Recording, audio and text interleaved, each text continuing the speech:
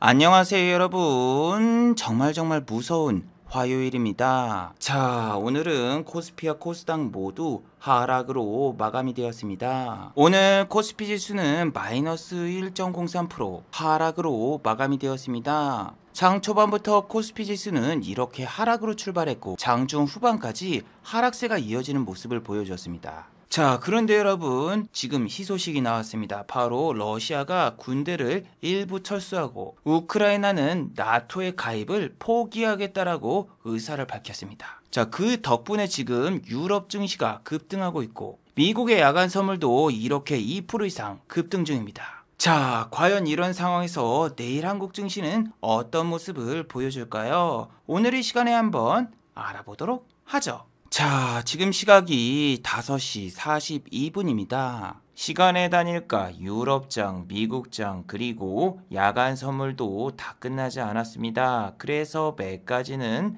배제를 해보고 진행해 보도록 하겠습니다. 자, 그럼 먼저 해외 시황과 국내 시황 그리고 오늘의 특징주를 한번 살펴보도록 하겠습니다. 자, 그럼 먼저 해외 시황입니다. 자, 먼저 다우지수입니다. 어제 다우지수는 마이너스 0.49% 하락으로 마감이 되었습니다. 장 초반에 다우지수는 이렇게 상승하는 모습을 보여주었지만 장중 후반으로 넘어가면서 하락 전환이 되고 말았습니다. 특히 나스닥 같은 경우에는 장 초반부터 이렇게 계속 상승하는 모습을 보여주었으나 장막판 10분을 남겨두고 결국 하락 전환이 되고 말았습니다. 자, 이렇게 어제 다우와 나스닥이 하락으로 마감된 이유는 뭘까요? 그 이유는 첫 번째는 이번 주 금요일이 미국의 옵션 만기일입니다. 그렇기 때문에 장중에 미국의 야간 선물이 정말 어마어마한 변동성을 보여줍니다. 어제 같은 경우에도 미국의 S&P 500과 나스닥 야간 선물이 이렇게 크게 하락 중이었지만 미국 증시가 개장하자마자 나스닥 같은 경우에는 오히려 이렇게 상승으로 출발했습니다. 자, 그 뜻은 여러분, 지금 이렇게 S&P 500과 나스닥 야간 선물이 폭등이 나오고 있어도 반대로 장이 개장한 다음에 다우와 나스닥이 하락하는 경우도 충분히 나올 수 있습니다. 자, 그리고 어제 미국 증시가 내린 두 번째 이유는 러시아와 우크라이나의 전쟁 가능성 때문이죠. 2월 16일 날 러시아가 우크라이나를 침공해 올 것이다. 미국에서 공식적으로 발표를 했는데 우크라이나 대통령은 얼굴책 페이스북이죠. 2월 16일은 우리가 똘똘 뭉쳐서 단결을 하자. 단결의 날로 지정하고 해외에 있는 정치인 그리고 관계자들은 모두 속히 우크라이나로 돌아오길 바라며 전 국민은 파랑색과 노란색 리본을 반드시 착용하고 국가를 부르고 국기를 개항하라. 이렇게 관련 법령에 서명까지 했다라고 페이스북에 영상 메시지를 남겼습니다. 자, 그 덕분에 페이스북의 주가를 보시면은 어제 또 52주 신저가를 돌파하고 말았습니다. 어제도 마이너스 0.84% 하락을 하면서 메타, 페이스북은 어제 또 52주 신저가를 기록했죠. 그리고 여러분, 10년물 국채 금리를 보셨나요? 지금 미쳤습니다. 52주 신고가를 돌파했고 어제도 이렇게 급등이 나왔는데 지금도 이렇게 급등이 이어지고 있습니다. 그런데 말이죠, 미국의 10년물 국채 금리가 급등이 나올 경우에는 미국의 금융주라던가 경기 민감주들이 보통 상승을 합니다. 지난번에도 뱅크 오브 아메리카 같은 경우에는 사상 최고의 실적과 그리고 미국의 국채금리 급등으로 인해서 지난주에 이렇게 52주 신고가를 돌파했지만 지금은 이렇게 뱅크 오브 아메리카의 주가는 연일 하락이 이어지고 있죠.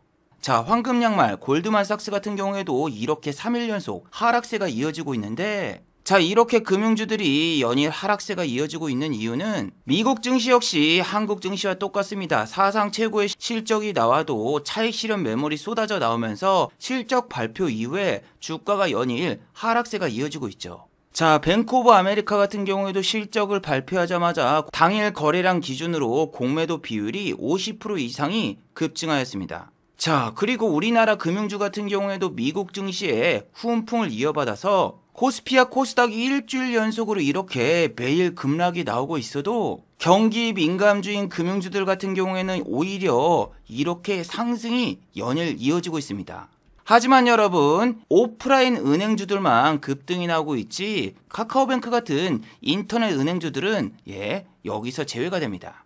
카카오뱅크 같은 경우에는 지주사인 카카오의 주가 부진으로 인해서 주가가 상승을 하고 싶어도 카카오 자체가 내리니까 그렇게 크게 상승이 나오고 있지 못하죠. 자, 카카오 같은 경우에는 얼마 전에 실적을 발표하면서 이렇게 3일 전에 갑자기 급등이 나왔습니다. 주가가 5.04% 상승이 나왔으며 주주 환원 정책과 카카오의 남궁씨가 본인은 카카오 주가가 15만 원이 될 때까지 연봉을 받지 않고 법정 최저임금만 받겠다 이렇게 선언을 했어요.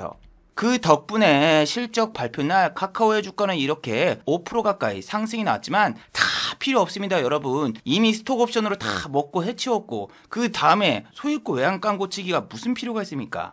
증권사들도 저러한 기사가 나오자마자 바로 카카오의 목표가를 하향 조치를 실행하였습니다. 카카오 같은 경우에는 카카오게임즈, 카카오페이, 카카오뱅크 주요 사업들을 전부 다 물적 분할을 했는데 카카오 지주사의 주가는 현재 가치를 따져보아도 주가는 고평가다. 그래서 카카오의 목표 주가를 기존 14만 5천 원에서 12만 4천 원으로 내렸고 모든 증권사가 카카오의 목표 주가를 12만 원대로 낮췄습니다.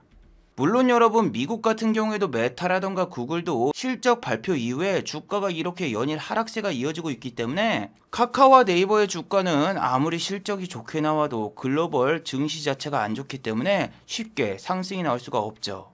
자, 그리고 어제 미국 같은 경우에도 리오프닝 관련주가 이렇게 하락하는 모습을 보여주었습니다. 자, 크루즈 여객선 업체 카니발 같은 경우에는 어제 이렇게 마이너스 3.09% 하락으로 마감이 되었으며 이마트의 강력한 라이벌 월마트 같은 경우에도 어제 이렇게 마이너스 1.02% 하락이 나왔어요. 자, 그리고 한국의 맘스터치의 강력한 라이벌 맥도날드 역시 마이너스 0.69% 하락으로 마감이 되었습니다. 자, 그렇다면 미국의 리오프닝 관련주가 저렇게 다 내렸는데 한국의 리오프닝 관련주는 상승이 나왔을까요? 일단 여행 관련주 하나투어 같은 경우에는 마이너스 2.88% 하락이 나왔으며 모두투어 역시 마이너스 2.33% 하락으로 마감이 되었어요. 자, 그리고 월마트의 강력한 라이벌 이마트 역시 이렇게 하락으로 마감이 되었습니다. 이마트 하니까 갑자기 댓글 하나가 생각이 나는데 김서영님 같은 경우에는 이마트의 장투 중인 사람에게 팔라고 조언을 하셨다라고 하는데 주식은 여러분 누구한테 팔라 어떻게 대응하라 이렇게 얘기해주면 욕먹습니다. 만약에 본인이 팔라고 했는데 그 주식이 막 10년 뒤에 올랐어 봐봐.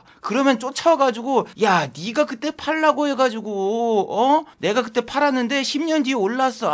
그때 그거 안 팔았으면 지금 얼마가 됐을까? 이러면서 따질 수 있기 때문에 그런 이야기는 안 하시는 게 좋고 그분이 팔자마자 이렇게 10% 급등이 나와서 너무 괴로웠다고 하시는데 다시 10%가 내려왔으니까 이제는 편하게 주무실 수 있을 거예요. 지금은요 여러분 제가 영상을 만들면서 소재거리를 찾기가 힘들어요. 왜냐면은 자 여러분 생각을 해보세요. 지금 코스피와 코스닥 같은 경우에 연일 하락세가 이어지고 있고 한국의 코스닥 같은 경우에는 무슨 1000종목 아니 1200종목씩 매일 내려요. 우리나라 증시 같은 경우에는 문제점이 뭡니까? 다른 나라 같은 경우에 이렇게 하락이 이어지다가 잠시 주식을 팔고 도망갈 수 있게 이렇게 좀 틈을 열어주면서 어떻게든 조금씩 반등이 나오면서 주식 비중을 줄일 수가 있어.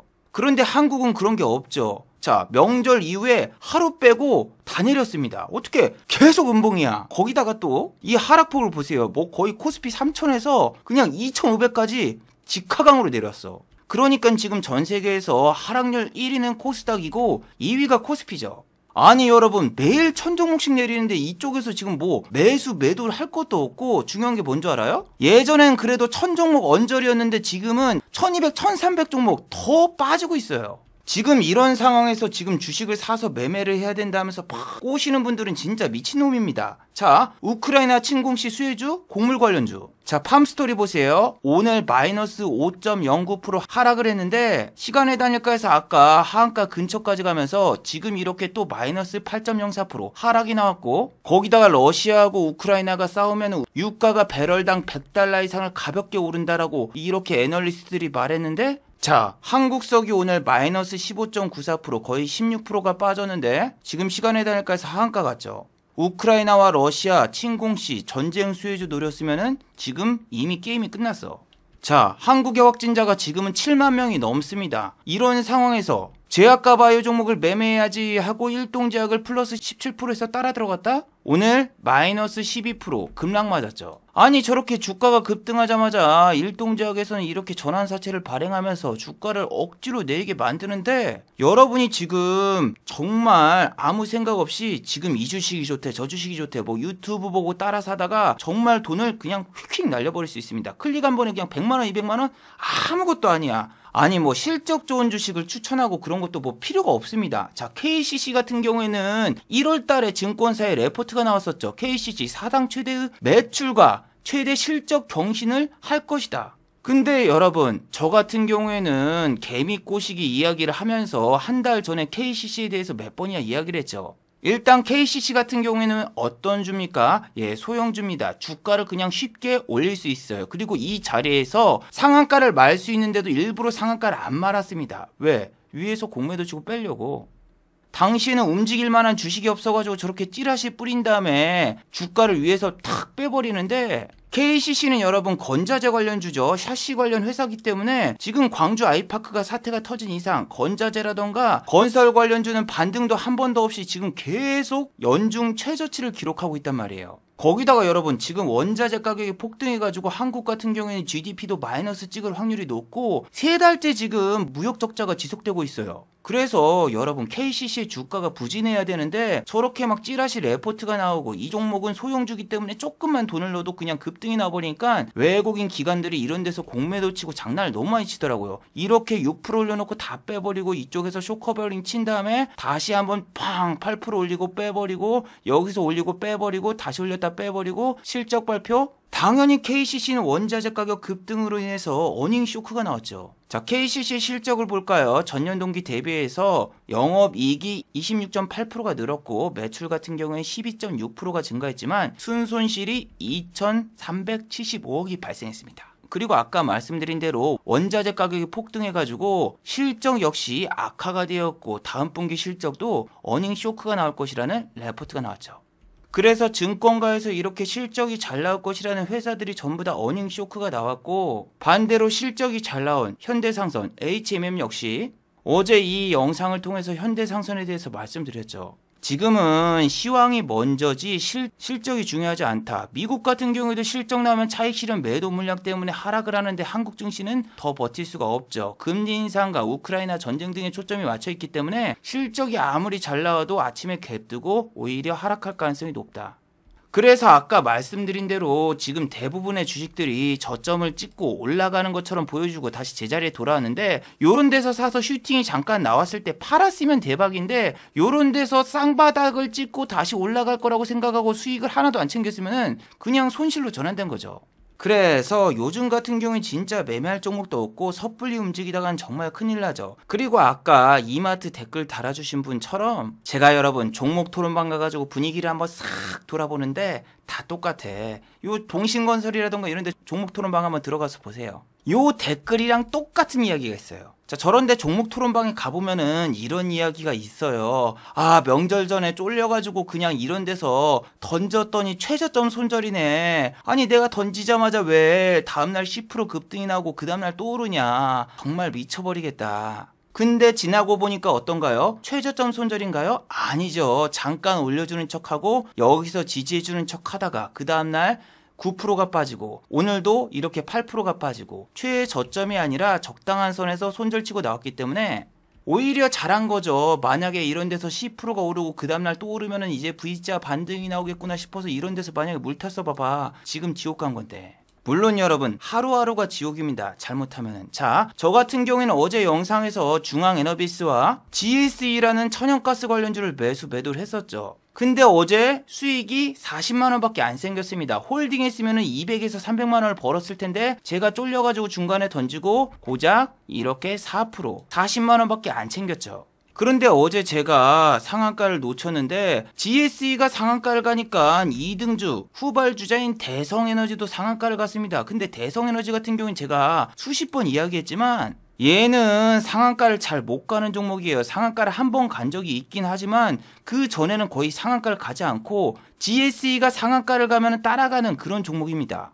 자, GSE 같은 경우에는 여기도 상한가, 여기도 상한가, 여기도 상한가. 얘가 상한가를 가야지 대성에너지도 상한가를 가는데 대성에너지 같은 경우에는 여기밖에 상한가를 안 갔고 그 전에는 간 적이 없어요. 그런데 어제 같은 경우에는 움직이는 종목이 100종목이 안 되니까 대성에너지라던가 혹은 중앙에너비스를 추격 매수를 더 해볼까 했다가 안 했거든요. 저 같은 경우에는 예전 영상에서도 보여드렸지만 이 벅스라는 종목을 매도를 해도 최고점에서는 추격 매수를 한 적이 한 번도 없어요. 자, 대성에너지 같은 경우에는 어제 장 막판까지 계속 여기서 놀았어요. 여기 1,500원에서 11,000원.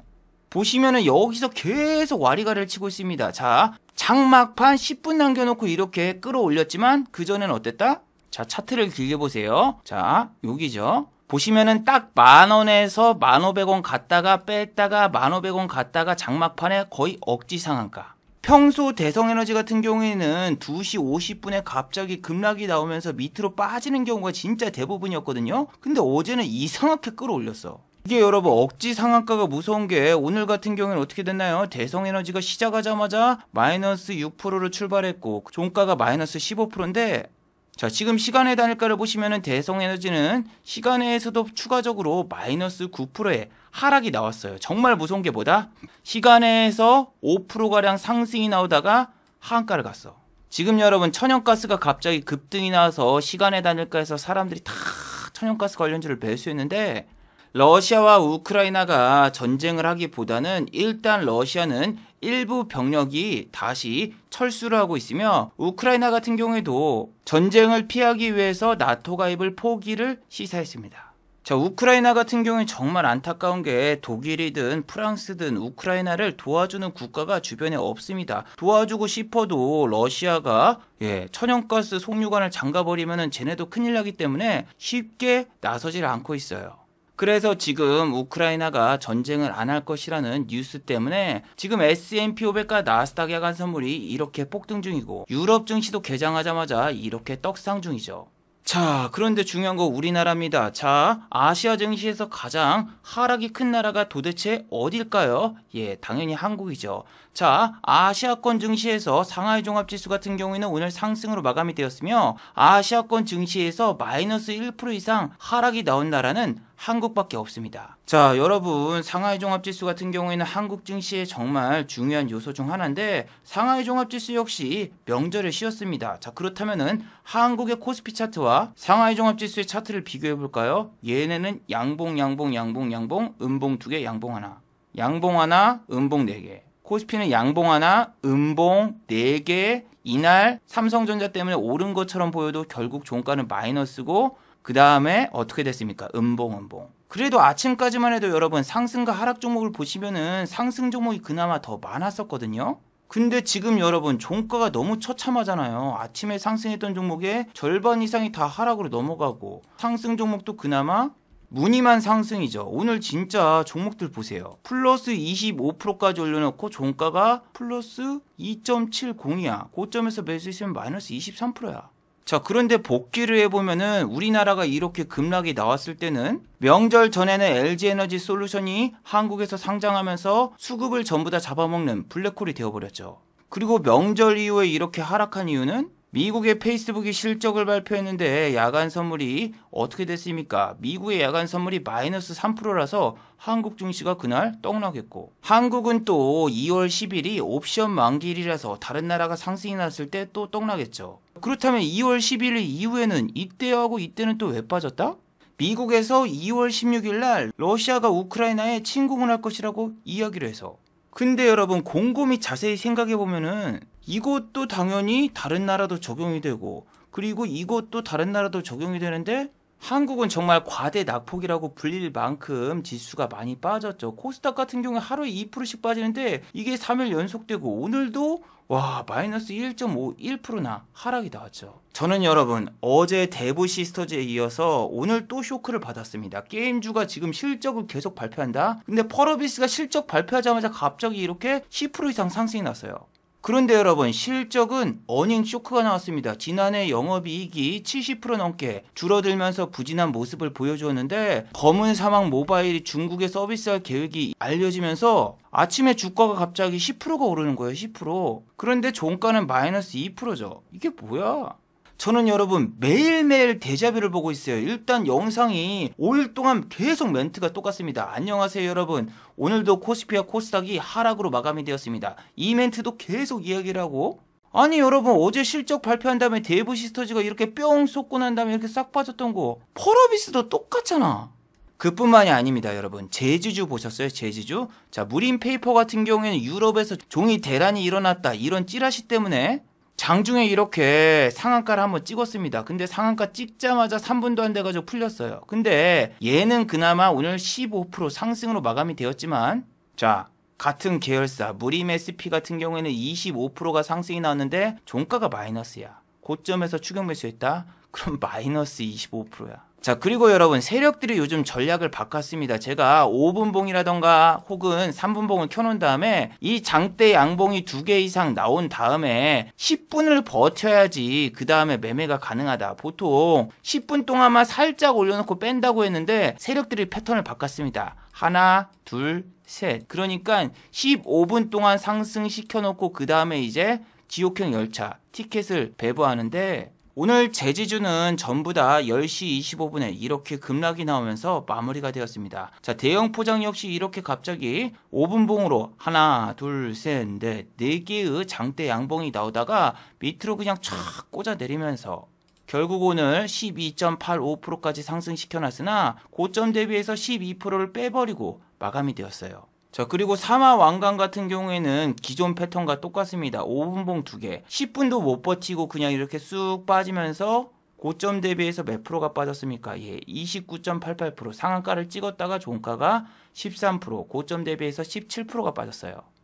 그리고 양아치 종목 효성 OMB, 이 종목 같은 경우에는 어제도 이렇게 20% 가까이 상승시켜놓고 다 빼버렸고, 오늘 같은 경우에도 보시면은 상한가 근처까지 올려놓고 다 빼버렸습니다. 근데 아침에 이렇게 급등시켜놓고 고점 유지하고 장막판 1시간도 안 남겨놓고 하방부에 찍어버렸습니다.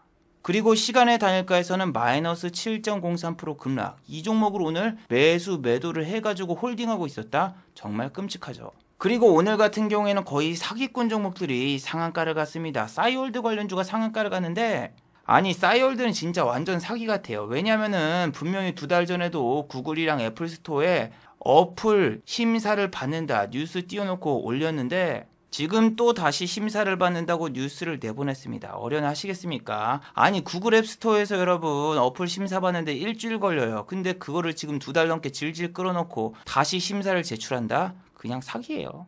보세요 여러분, 지금 싸이월드 뉴스 띄운 다음에 사이클럽 코인, 싸이월드 코인 지금 올리려고 작전 치는 거잖아요. 저런 뉴스 갖다가 지난번에도 싸이코인 여기까지 올렸잖아요. 여기까지. 무슨 이게 지금 뭐 40원짜리 코인을 400원까지 올렸어. 100배 올렸어. 그리고 난 다음에 먹튀하고 날르고 지금 여기서 또 작업하는 거야.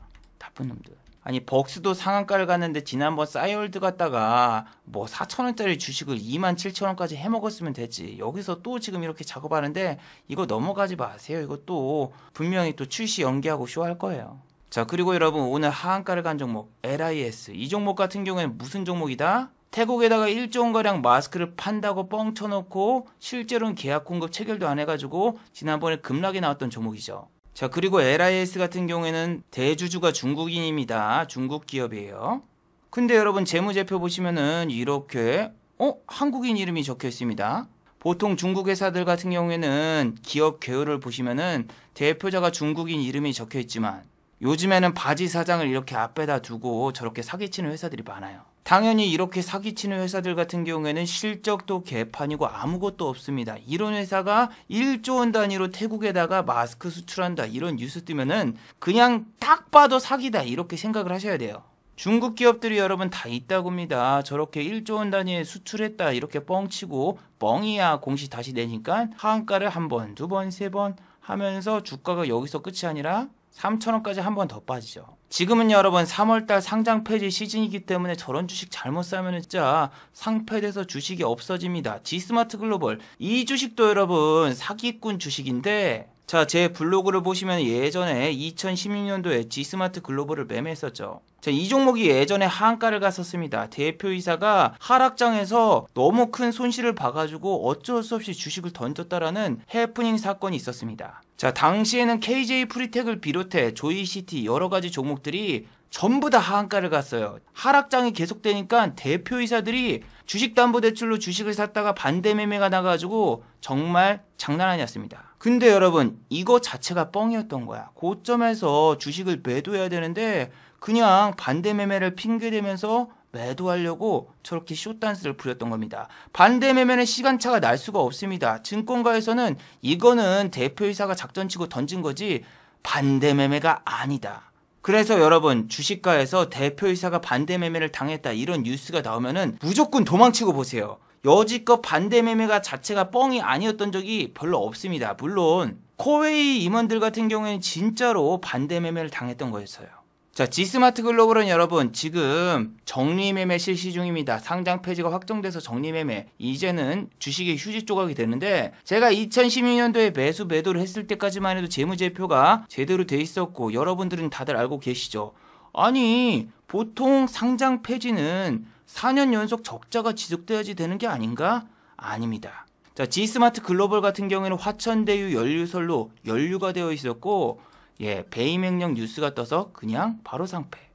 그래서 신라젠도 그렇고 지스마트 글로벌도 그렇고 원샷 원킬입니다. 배임행령 같은 경우에 용서받을 수 없는 죄예요. 그래서 저는 정말 이해가 안 갔어요. 코스닥의 시가총액이 높다고 오스템 임플란트가 무려 자본금의 90% 이상을 횡령을 했는데 이 회사가 상장 폐지가 안 된다? 그건 말이 안 된다. 그래서 정말 말이 안 된다라고 생각을 했는데 결국에는 지금 상장 폐지 쪽으로 가닥을 잡는 것 같습니다. 회계법인에서도 당연히 감사 의견 거절이 뜰 가능성이 높고 오는 17일까지 회계법인에서 만약에 감사 의견 거절이 확정이 되면은 상장 폐지 심사로 넘어갑니다. 자, 그리고 지금 현재 계양전기 같은 경우에도 직원의 배임 행령이 발생돼가지고 내일 또 거래 정지가 되거든요. 자, 여러분 지금 보시면 재무제표 멀쩡하죠? 재무제표가 멀쩡해도 이렇게 배임 횡령이 숨어 있습니다. 물론 여러분 이렇게 원풍물산처럼 실적이 개판이라서 상장 폐지 심사에 들어가는 종목도 있습니다. 그래서 여러분들이 지금 증시가 진짜 위험하고 진짜 조심해야 돼요. 보통 지금 급등이 나오는 소형주 같은 경우에는 상장 폐지에 들어갈 종목이 상당히 많으며 펄어비스처럼 어닝 쇼크가 나왔는데 갑자기 장중에 급등이 나왔다? 이런 종목들은 개인 투자자분들을 꼬셔놓은 다음에 그냥 던질 수 있는 위험한 종목이에요. 자, 내일 같은 경우에는 우리 증시가 만약에 상승이 나온다라면은 저런 종목에 여러분들이 빨려 들어가기가 너무 좋아요. 자, 그리고 내일은 한국 증시가 만약에 장이 좋아도 여러분들이 꼭 머릿속에 기억해 두셔야 되는 게 그 다음날 미국 FOMC 연준 의사록이 공개가 됩니다. 이게 공개가 되면서 다음날 미국 증시가 또 조정을 줘버리면은 우리 같은 경우엔 종가 베팅을 하면 안 되거든요.